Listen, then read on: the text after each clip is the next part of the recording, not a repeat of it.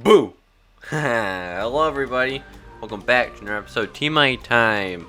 So happy Halloween everybody.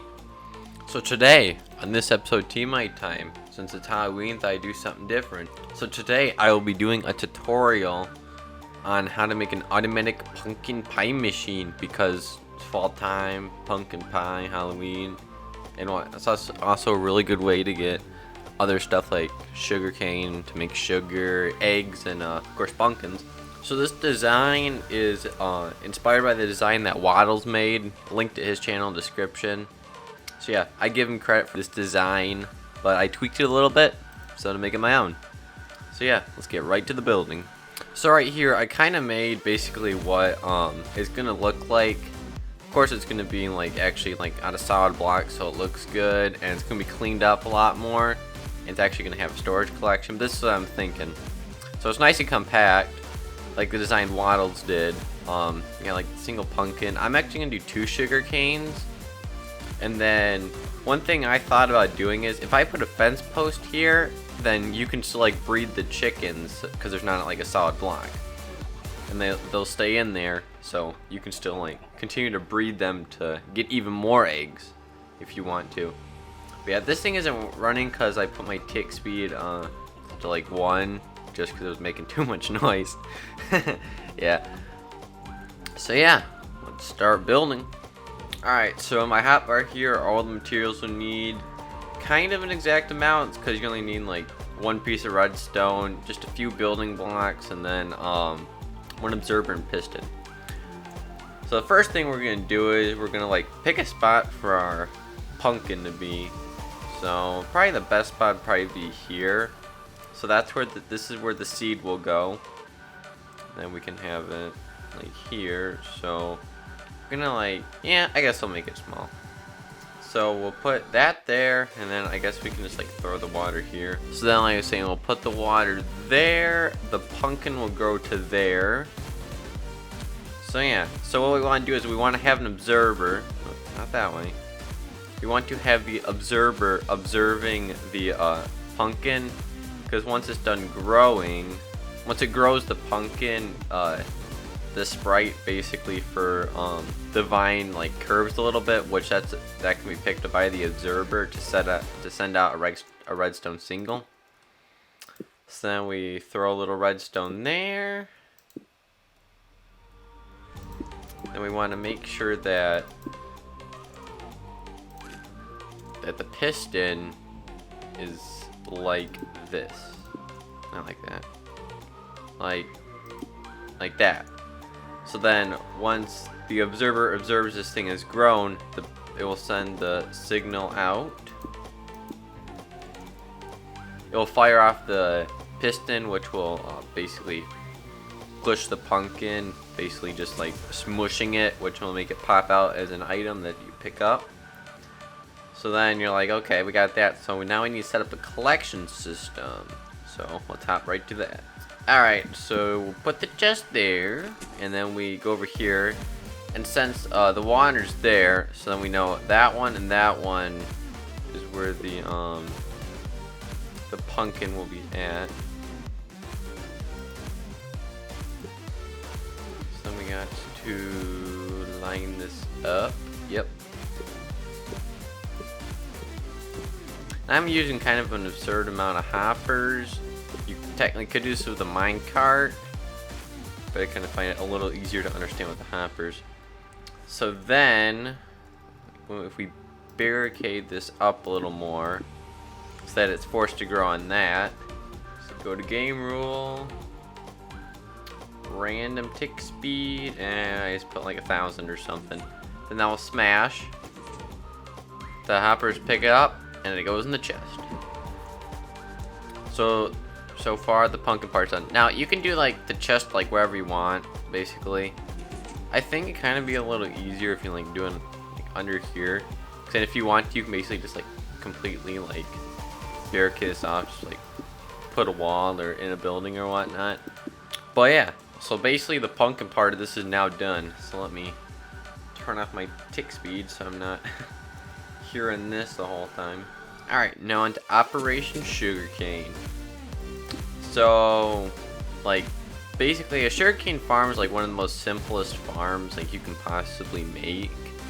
So you want to start off with like, because our sugarcane is here and here, you kind of want to make like a little L shape like I have here.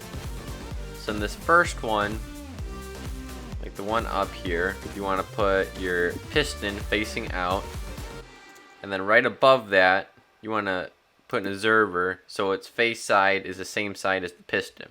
You want to put a single piece of redstone dust here, and you're done. If you want to, you can destroy this block, but I'd keep it there so that like the sugarcane doesn't like fly out. Yeah, and then we repeat the process here. So now we want to make sure like nothing can fly off. So we want to barricade this a little bit, like that. We want to make sure like the spot probably right. It probably doesn't matter, but kind of want to keep a little bit open so we can like come in here in case like we need to like change anything, so it's not completely closed off. Yeah, but if you just like want to, you can technically like barricade it all like that, so it has like no chance of anything like coming out. I mean, a little bit might cut there, but it's not too much. That's why you got the two of them, because I put the two of them there, so like any of the losses that this one experiences, then this one will like will make up for it. So I'm actually gonna remove that, like I said, so I can easily get in. But yeah, so now let's work on collection. Alright, so now we kind of want to figure out like where the water block is at. So we're actually gonna have to use the minecart, because the hoppers can't pick up through a whole block. Now, a way you can improve this design, which I probably should have thought about this a little more, but if you replace these blocks with mud, do that. If you replace them with mud, the sugar can still grow on it, and the hopper will be able to collect it, because, kind of a fun fact, see that? The mud is like barely anything shorter. It's very, very hard to tell the difference, but it's ever so slightly shorter than a full block, so you can use it like in this farm, which is actually very helpful. Kind of like, it's mud, like what could it possibly do? But yeah, it is very helpful when it comes to like some redstone stuff. So yeah, let's continue. Alright, so now we got our mud in, and sugarcane is all set. So now let's start collection. So since we got our mud here, it's really easy to tell like where this is at. So first we'll find like probably the closest hopper. And we'll just do another chain. Now like I said, I'm using an absurd amount of hoppers.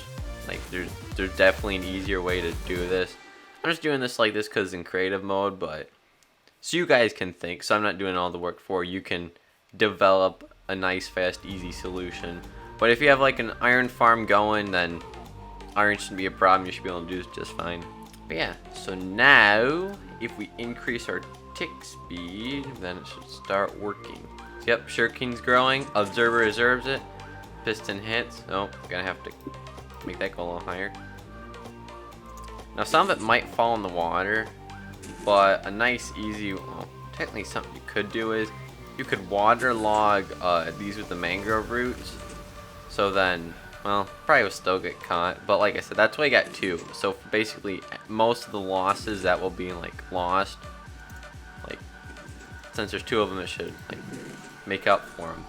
But yeah, so as you can see, yep, we got sugarcane now.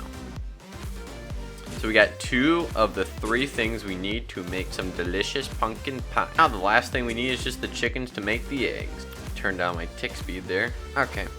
Best thing about it is like the chickens, you don't need any redstone. Because yeah, congratulations if you made this far. Because I mean, all the redstone work's done. Still got to add a few hoppers, but yeah, the hardest part of the redstone's done. Grab the block, and yeah. So let's continue. So depending on where I like want the chickens, I mean, it doesn't really matter. I think I'll put it here because like I said, I want to keep that a little bit open in case I like need to come back and tweak it. So you want to make sure you got like basically a one pit, and then what you lure the chickens in, but like, just for the sake of time and whatnot, I just got a spawn egg here. So then you want to put a fence over them, so then they'll still lay their eggs and whatnot. And then right there, so it's nice and actually, like I said before, you can replace that with mud, so then they can still lay their eggs and they'll still be happy and fine. And yeah, and then we can just do this. So you want to connect the hoppers together. Boom. So yeah, and then whenever you want to, you can just come here and continue to breed the chickens. You don't want breeding too much because you don't want entity cramming to like kill them. But yeah, you can breed them until like they reach like the max number. We increase our tick speed, so then the chickens start laying eggs like nuts. And look at that, now we got eggs. It's totally not a perfect 16 because I just grabbed a stack from my inventory because I forgot that tick speed does not affect the chickens laying eggs. No, I did not forget that. You forgot that. Nah, the chickens laid those eggs, definitely.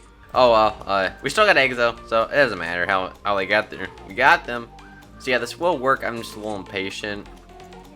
But eventually, there'll be more than 16 eggs in here because I just basically threw those in there just for the sake of time. But yeah, these guys will eventually lay eggs. And then yeah, also, like I said, there'll be some loss. But it won't be too much. And I think, like, make sure there's none. If we just, like, stack that up like that. So basically, they all have their individual chambers. Because the pumpkin will grow there, and then since there's a hopper right underneath that, that will collect it. Since there's a hopper right underneath the mud, that will collect that. One underneath here directly collect it.